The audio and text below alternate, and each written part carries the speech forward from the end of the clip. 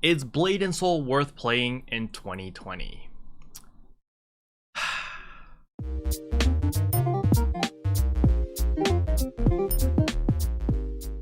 Hello everyone, today we're going to be talking about if Blade and Soul is worth playing in 2020. So, couple disclaimers out there. First of all is I have built my entire YouTube channel based off Blade and Soul. And I've been making content for this game for 4 years. So no matter how hard I try, this video will be biased to a certain degree, mainly because I've invested so much of my time, I've invested my heart, my soul, and my talisman into this game. So please do take this video with a grain of salt. But I'm sure you're all waiting for my answer. Is it yes? Is it no? And I'm still gonna lean towards no. So there's one more thing that I also want to say to clear out the air before I begin going over the pros and cons of this game and why I think this game is not worth playing in 2020. So that is that this game is really poorly managed and the player base has been diminishing over the past year. We've almost lost half of our player base over the span of 1 year, so things aren't looking very good for this game, unfortunately. But without further ado, let's jump straight into the pros first, and then we'll talk about the cons. As usual, I will have some B-roll running in the background so that you guys don't have to stare at me talking, because that's kind of boring. I'll probably minimize myself down here so that you can still see what I'm doing, but yeah, I'll just have the B-roll running in the background so that you can actually see what the game looks like in action. Okay, so pro number one is the storyline is interesting and cool. So the storyline of Blade and Soul is actually really good for the first time you play through. The thing a lot of veterans will tell you that the storyline is garbage and it sucks is because they're playing through the storyline for the 10th time, the 20th time, the 30th time, because they've got so many alts, because that's just how the system works. You need to make more alts and level them up, and then that way you get more money every single day. So a lot of people are just sick and tired of the storyline because it forces you to play through the storyline on every single alt that you make. But for the very first time, if you're a new player, you're new coming into this game, the storyline is freaking awesome. And the cutscenes are great, and most of the dialogue is voiced over, so it's very, very nice. Pro number two is there are unique classes. So there are a lot of classes in this game which you don't really see in typical MMOs. A good example would be like the Soul Fighter or the Warlock. You don't see a lot of those classes in traditional MMOs nowadays. And it's just cool seeing that, whoa, look, the Soul Fighter has like the fusion of a Force Master and a Kung Fu Master mashed together. And then you see the Warlock where you can summon thralls, you can do soul burn and provide utility to your team as well as deal damage. And the nice thing about the classes in this game is there's no holy trinity. There's no traditional tank, healer, and DPS. So there are classes that can heal, some classes that can tank, but every class does a lot of DPS. So essentially, if you're mechanically gifted enough in this game, you can essentially tank with any class you want. You can DPS with any class you want. So there's no traditional role locking, which is very unique and very nice about this game. That leads us to pro number three, which is the combat is fluid and the combos feel good. Keep in mind, this only applies to players with low ping. The thing about this game is it is extremely ping dependent, but if you're fortunate enough to live in the United States or close to the server where you can play the game at low ping, you'll notice that the combat is extremely fluid. The combos feel very, very nice and impactful, and combat just feels good. Pro number four, challenging raids and hard mode dungeons. So if you're looking for some really old school traditional MMORPGs where it's like you make one mistake and everyone dies and you have to restart from scratch again, then this game has that. For the raids, it feels extremely fulfilling when you complete a raid for the first time. That was one of the biggest highs I've ever gotten from any MMO, was whenever we cleared Black Tower for the first time, where we cleared Vortex Temple, Twilight Temple, basically every raid that we've completed. The first time you ever complete that raid, there is no better feeling than that high that you get when you finally, over weeks and weeks and weeks of progressing and learning and dying and bleeding and sweating, and you finally clear it, that euphoria that you feel, you can't get that anywhere else other than this game. And no. Right. Let's quit. Let's We got this. Roger, quit. Yes! Yes! Oh! Oh! But there's no other game that I've played that has been this punishing. It's like one person messes up in your party of 12 and you all die. It's just like that. And you start over back at square one. The only games that I could compare this to would be like Dark Souls series or Sekiro. But the thing about those games is it's a single player experience, so it's all on you. If you mess up, you die. You own up to it. But in this game, it's if any one of your 12 individual members mess up, you all die and you all face the same consequences.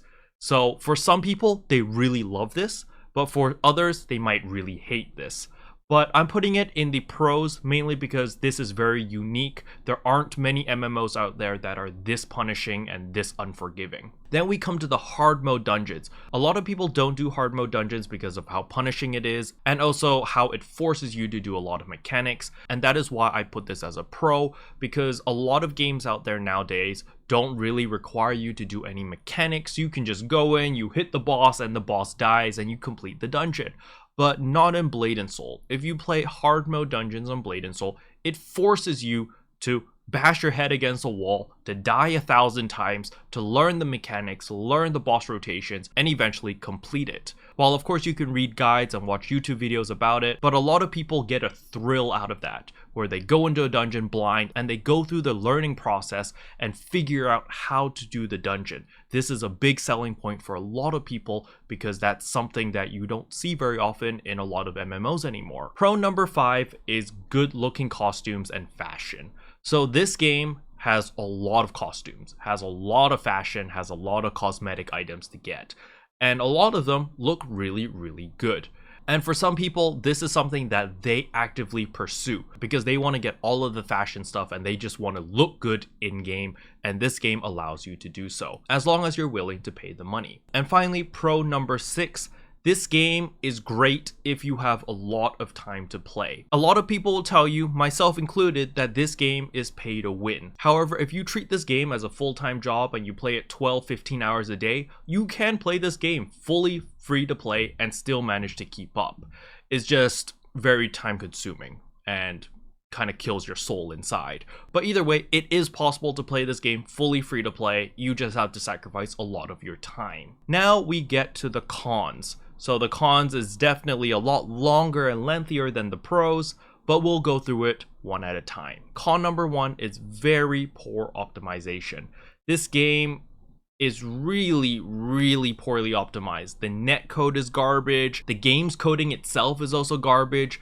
There's a lot of hidden assets that don't need to be there, but they're there anyway. So your computer has to load them, which eats up resources and makes you lose frames.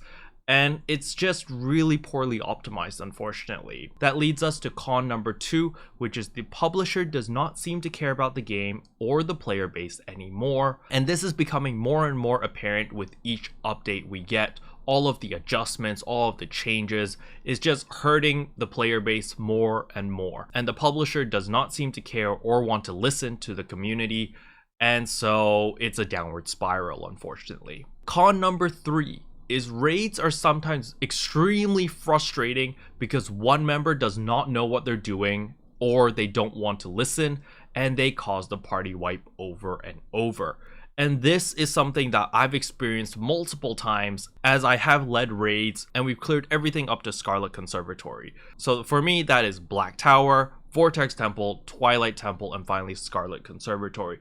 So 4 separate raids from scratch, from ground zero. We worked our way all the way through each raid. So I've been there, I've been the raid lead, I've had to lead everyone through all of this drama, all of this garbage, and there's nothing more infuriating than having a person in your raid which refuses to listen or doesn't even speak the language or just doesn't understand what's going on and just repeatedly wiping the party over and over and over. That is something that really drives people insane, drives me insane, and the game is just designed like this, okay? The game is extremely punishing and you just need people to be on point. You need people to be able to do mechanics and know what the mechanics are, the boss rotations, and they need to know what to do while doing the boss fight. And that is part of the challenge in a raid. Next up is con number 4, and that this game is a very grindy game. It is not fun, but it is necessary to farm the same dungeon over and over. A good example would be Cathedral Cliffs. So if you want to upgrade any of your gear above a certain level, you're going to need Elder Scales. And in order to get this currency, you're going to need to farm any dungeon above Cathedral Cliffs. And in these dungeons, they only drop fragments. And you're going to need 20 fragments in order to make one full scale.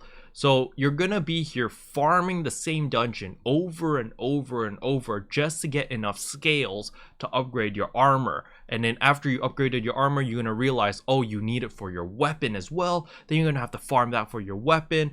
And it's just really, really monotonous and boring just doing the same dungeon over and over and over again.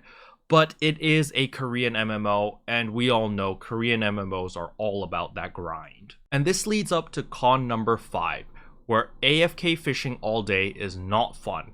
So unfortunately, in this game, you will be AFK fishing a lot. The reason for that is because you AFK fish in order to get a lot of materials in order to upgrade your gear. However, due to the fact that in order to farm for gear, if you want to go into F8 and grind out stuff, you will need a party or you will need other players. And since a lot of the veterans have already established their own niche groups, a lot of them don't use F8 very often. So the only people left in F8 are a lot of people which don't know mechanics. They're either new players or they're just people that just want to troll. And so unfortunately, when you go into F8, it's kind of signing a death wish, because you go in there, you're trying to do a dungeon, and there's people intentionally feeding, intentionally wiping the party, intentionally dying and just being dead weight. And it's just not an enjoyable experience. So at the end of the day, it becomes, hey, I don't want to deal with F8, I just want to auto fish. And you just end up auto fishing and just not playing the game. But you just don't want to deal with all the drama, all the insanity in F8. And this leads us to con number 6, which is the community is toxic and only cares about your gear. And this applies specifically for F8, but the community itself in Blade & Soul is rather toxic as well. But let's talk about F8 first. So if you played Blade & Soul at all recently, if you go into F8, you probably have seen 1.4 AP plus only. This plastered everywhere. If you want to do this really easy dungeon, we don't care. You need to have 1.4 AP. So AP stands for attack power, and is basically like a measurement of how much damage you can deal. And so there's tons of people that are just like, no, your damage is too low, kick. And they request only people with 1.4k AP, and they only care about their gear. They don't care about your ping, they don't care about your computer, they don't care about you. They just care about your gear. And this has kind of led to a very unhealthy mentality in the community, where people are sort of elitist in the sense, where they don't care about you as a player, they don't care if you're a nice guy or an asshole, they just care about your gear and your ability to do damage. And this has led to a lot of problems because the newer players are coming in, they think that this is normal. That it's like, okay, in order to get into this raid, I just need to do damage. Then they go into a raid and they don't listen to everyone because they're just like, I'm just going to do damage because that's what I've learned from F8. And they ignore everything, they just deal damage and they mess up mechanics and they wipe everyone. Then they're like, I don't understand what's going on. I just needed to do damage. I don't know how to do mechanics. And they refuse to learn mechanics, and it's a downward spiral from there. So you guys get the idea.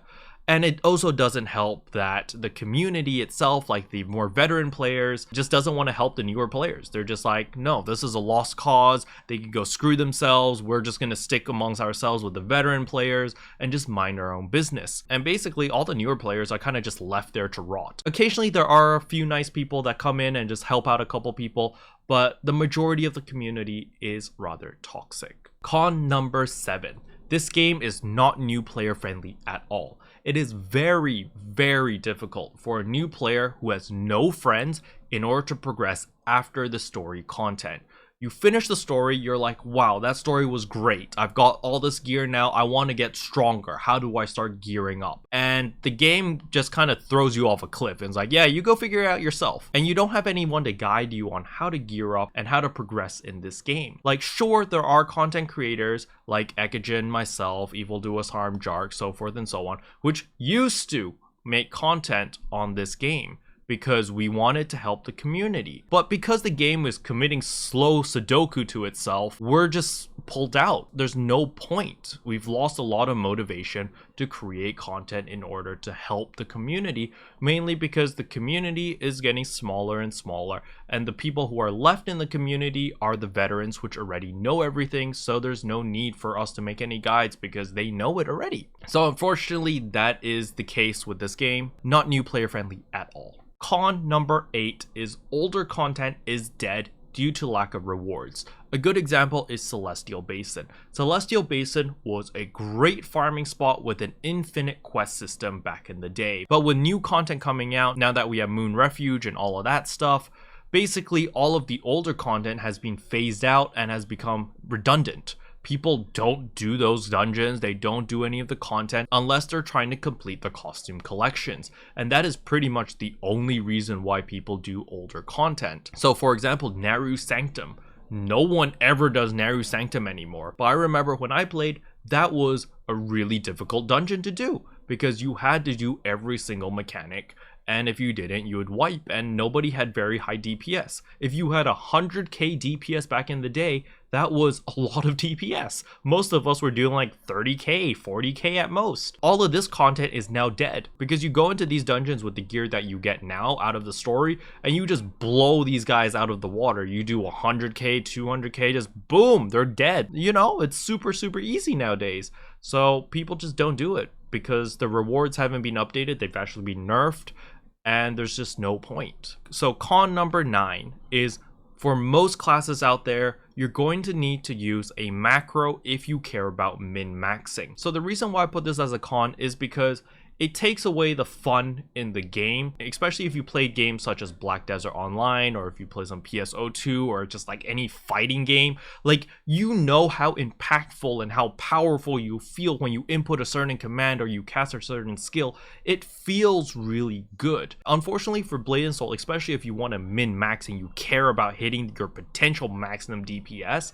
you're going to need to use a macro in one form or another, mainly because of how the way the game is coded and because of how button mashy it is. You kind of have to spam a lot of different skills in order to make a combo work. And so for a lot of classes, people just make a macro and they just hold down a button and that's it. You know, that's all you got to do, and you get the maximum damage that your class can possibly pump out. Of course, there are other factors such as ping and FPS and all that jazz, but in the general sense of things, if you want to max out your DPS, you're going to need to use a macro. And last but not least, con number 10 is this game is becoming more and more pay to win. Back when I started on the NA server, I was very supportive of NC West and NC Soft. I defended them for a very long time, saying that, hey guys, relax, this game is not pay to win, it is pay for convenience. I stood my ground for a very long time. However, as we see nowadays in the current patch, it is very clear that they have decided to adopt a pay to win business model.